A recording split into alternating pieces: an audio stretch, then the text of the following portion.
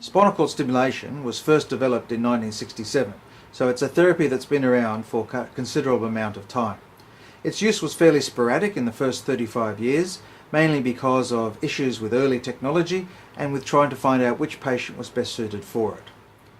However, once the indications for its use were established and advances in technology were made, its use has become somewhat routine for the management of refractory pain in the last 15 years.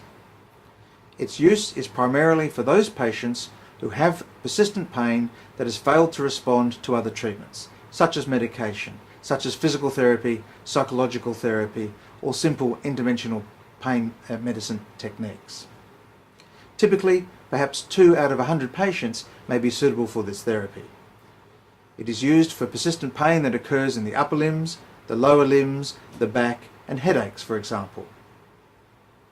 Spinal cord stimulation consists of the following components. The first is an electrical lead that is placed in the epidural space of the spine and connected to a small battery, a pacemaker if you like, for nerves rather than for the heart. This is then placed under the skin as a permanent implant. The patient is able to activate the device and control the device, and essentially a signal is sent from the battery to the leads, where it then is used to stimulate the back part of the spinal cord to interfere with the ability of pain signals to traverse that point and proceed up to the brain. This has the effect, therefore, of reducing pain for the individual.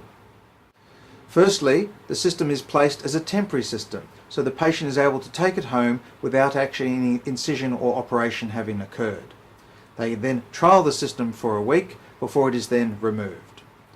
If significant pain relief is achieved, then this system is then recommended as a permanent implant for the patient.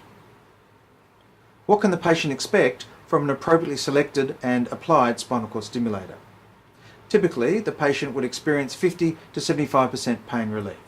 So clearly, some pain will remain, and the patient must understand and acknowledge this.